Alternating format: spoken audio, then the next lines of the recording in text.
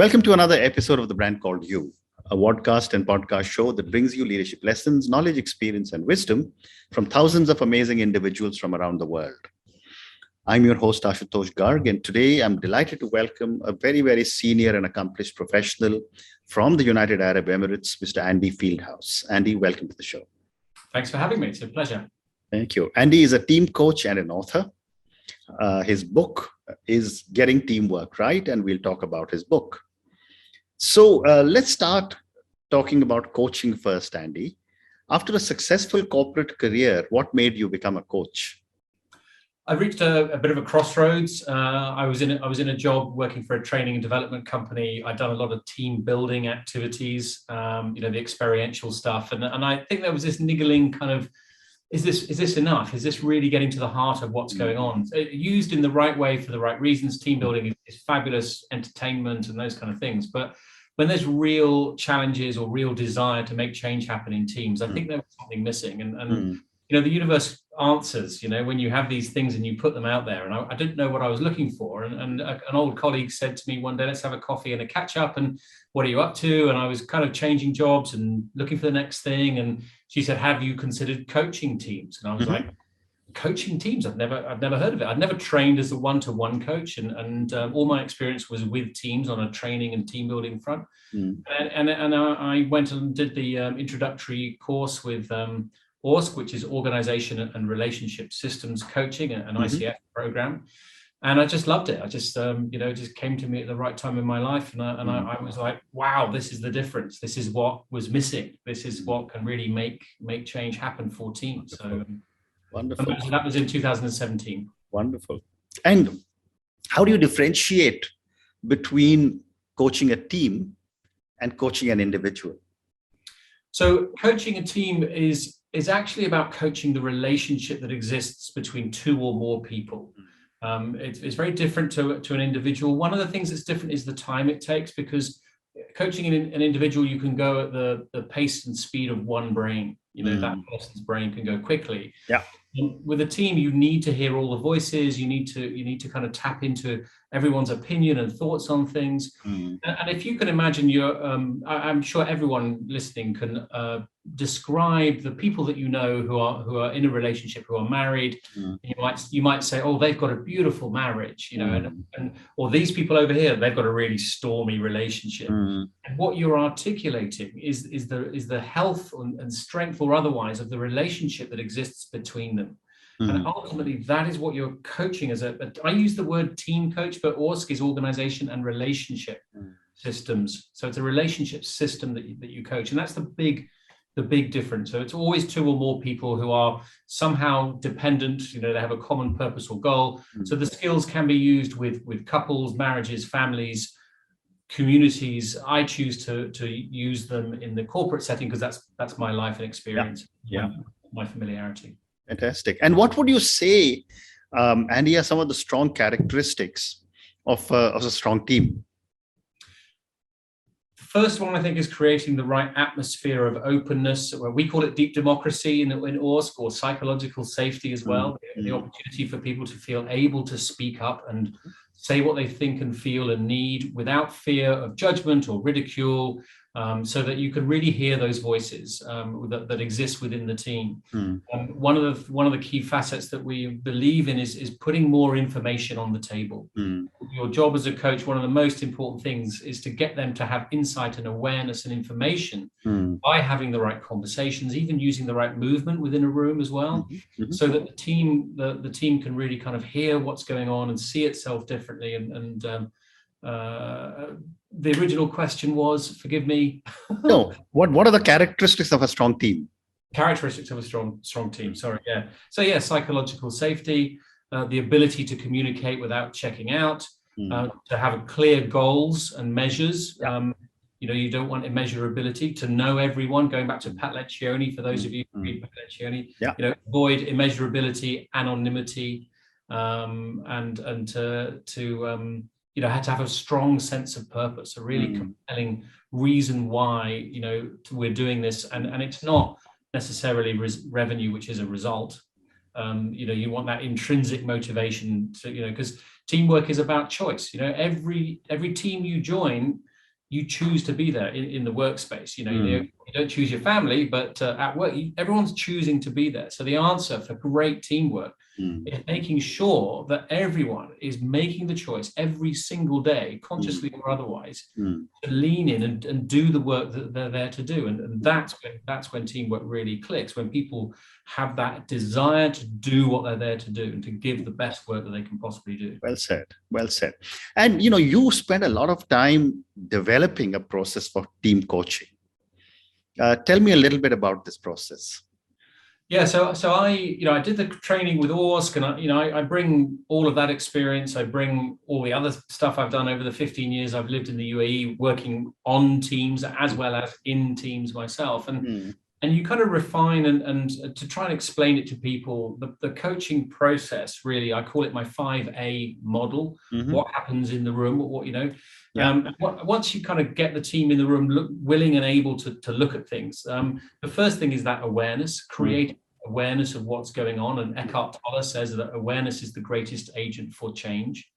So we're talking, the reason you have coaching for teams is to make change happen, to find out what are the different things you need to do to steer the ship in the right direction. So you create that awareness. Once they have the awareness, they can address it. Now, that might be challenges and problems they need to overcome. It might be ambitions and desires, but they have the conversations around that. And sometimes that's hard. It requires courage and humility. And then once they have that conversation and overcome things, you can create a sense of alignment, which is the third thing. Deliberately not agreement, because sometimes you're never going to agree on everything. But if you create alignment on the way forward for the team, then you can move to the fourth A, which is to create an action plan. What are the actual things? And I talk to teams about what I call the 3 R's, the rhythms, rituals, and routines that become the habits that will drive the ship in the right direction. And the fifth one, and arguably the most important, is accountability.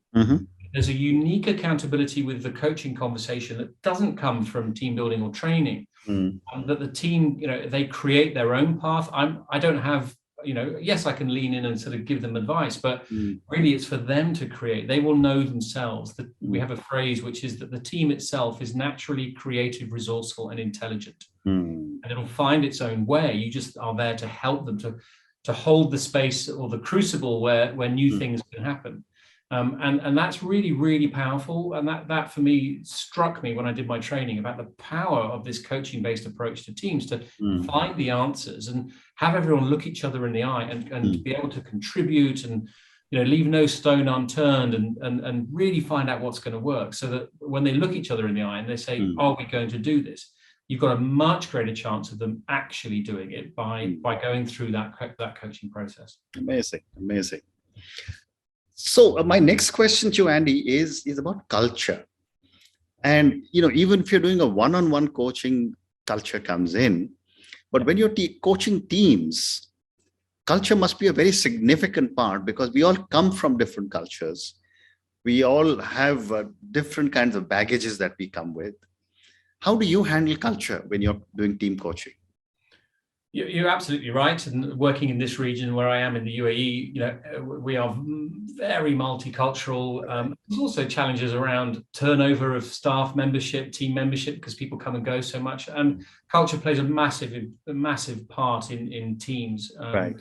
And a lot of the time for me, it goes back to awareness, having knowledge around cultural difference. I use a bit of work from a course I did, which is wonderful, around the 3 colors of worldview, around the dynamic of guilt and innocence, shame and honor, and fear and power that play out. And they're kind of Venn diagrams that overlap. And you find, you can educate around that with a team. You can create awareness of what's in that team. Where are the different cultural viewpoints and judgments that we have? And so really it's, again, one of the things I like to try and think that we are there to do as coaches is to be able to do yourself out of a job. Ultimately, you want to be able to get them to be able to do it themselves and be as best that they can. So it's about education and getting them to see the differences and to increase tolerance and awareness of how we interact. And it's not just culture in terms of nationality. but it's also the culture of personality, for example. Correct. You know, my personality preference of Yeah. introversion and extroversion, or task focused or people focused. Correct. You know, there's so much diversity in teams, however you cut the cake, whether it's male, female, age, hierarchy. You know, there's so much, and so Absolutely. culture. You know, and creating a culture for the team is part of the coaching process. Of, you know, my best definition of culture I've ever heard is, this is the way we do things around here.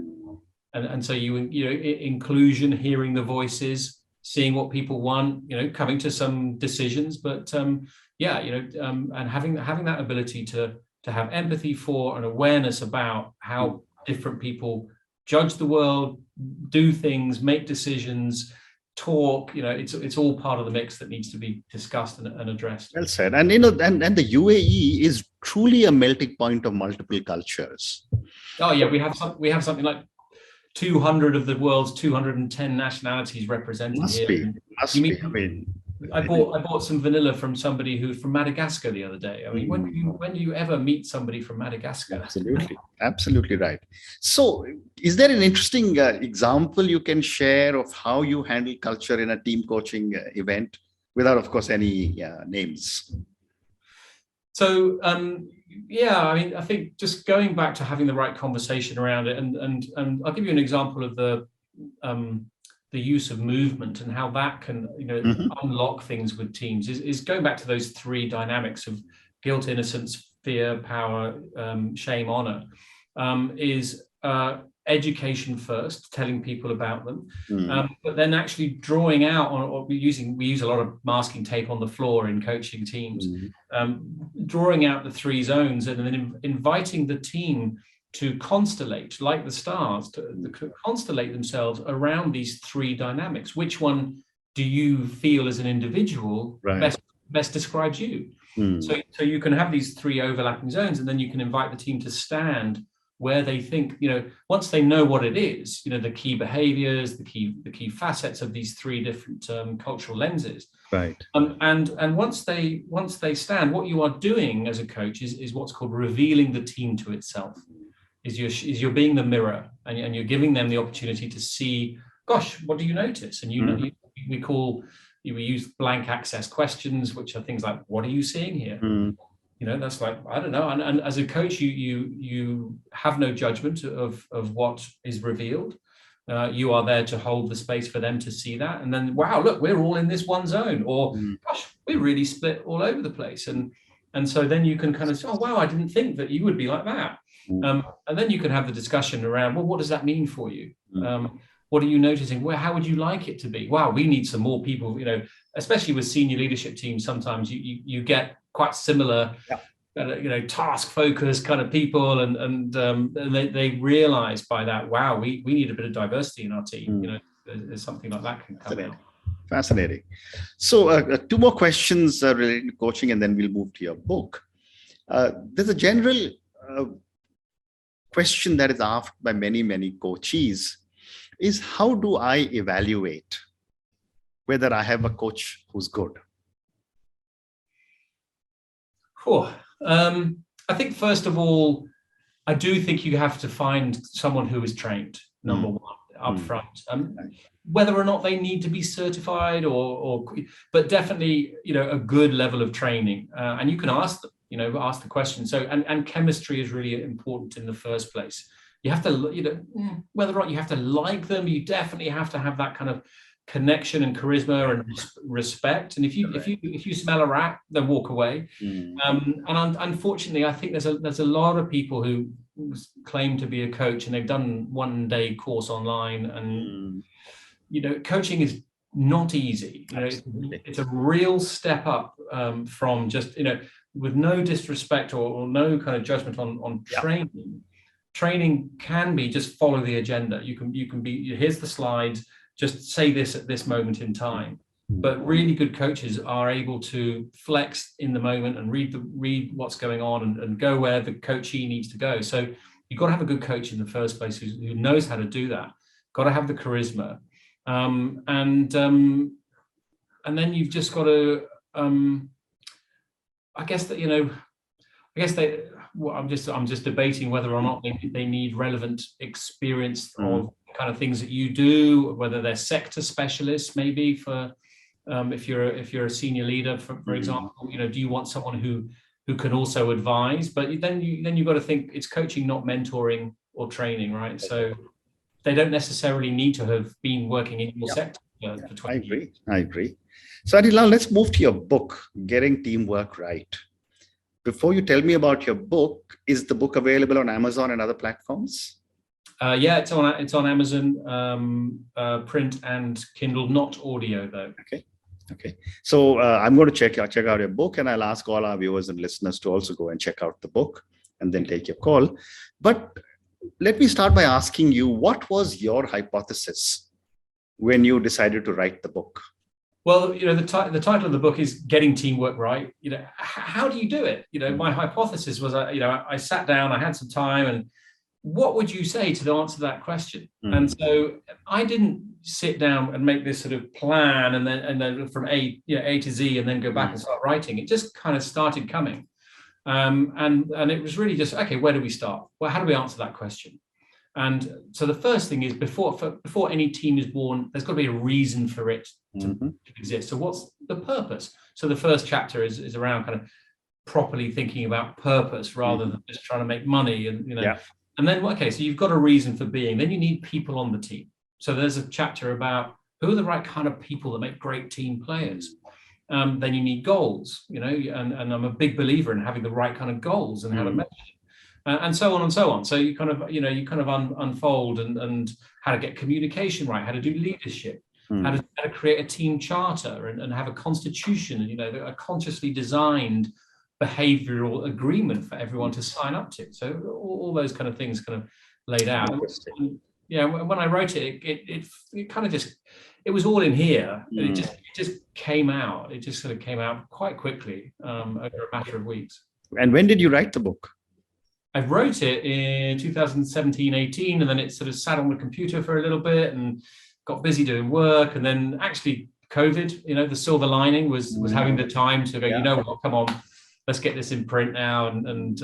So I published it last year. Okay. No, year before last, 2020. Wonderful. So I've got time for one more question. And this is for all the viewers and listeners who will listen to our conversation.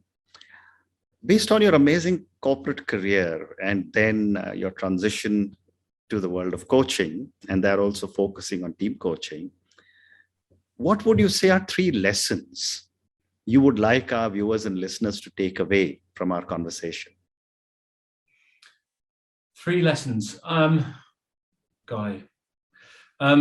Awareness, it's so important, and you may not see things. So get input from others, other people and trust. You use a coach because it's so powerful. So just getting awareness on where you are in the world and what you're doing, and asking for feedback from people.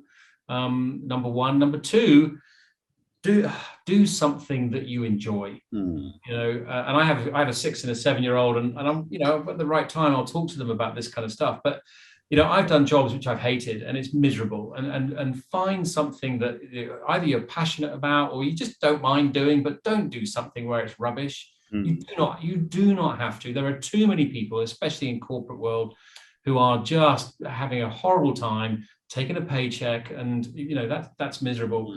And the third thing I think is have fun. Just have a bit of fun in your work life, in your home life, and I learned a great thing from Steve Peters' book, The Chimp Paradox, about if you're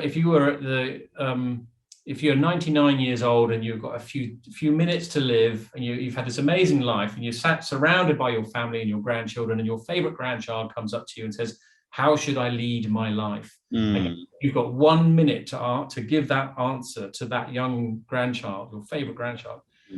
What would you say? And I read that, and he said, now take a minute, don't read on. So if you're listening, pause, take 1 minute, write down the answer to that question now. And the answer, the reason for that is to say that grandchild is not your grandchild, that's you. And if you are not living up to what you have written, then you need to really think about what you're doing with your life, because that's how you should lead your life. Wow, what an amazing question. And I wonder what the answer would be. It's almost as if you're asking someone to write your epitaph. And, It's but just, what a powerful question. it's so powerful. And I hope you've paused and written it down and kind of come back to realize what that really means. What I wrote, I keep and I have it on a piece of paper and I look at it, fairly regularly. And it is my guide. That's how I should lead my life. I'm not sure if you can, but can you share what you wrote? Not off the top of my head, and some of it's personal. So, but you know what? One of the things I did write on there was in capital letters: "Have fun." Okay, wonderful, terrific. Andy, on that note, thank you so much for speaking to me. I really enjoyed listening to your 5A model of awareness, aggressive, alignment, action plan, and accountability. And I loved your 3 lessons, which was awareness, do something you enjoy, and have fun. Thank you for talking to me about your incredible journey as a team coach and all the amazing work you're doing with so many teams. Thank you also for speaking to me about your book, Getting Teamwork Right, and for all the examples you've given us. Thank you for speaking to me and good luck to you. It's been really good. Thank you. Thank you for listening to the Brand Called You videocast and podcast, a platform that brings you knowledge, experience, and wisdom of hundreds of successful individuals from around the world.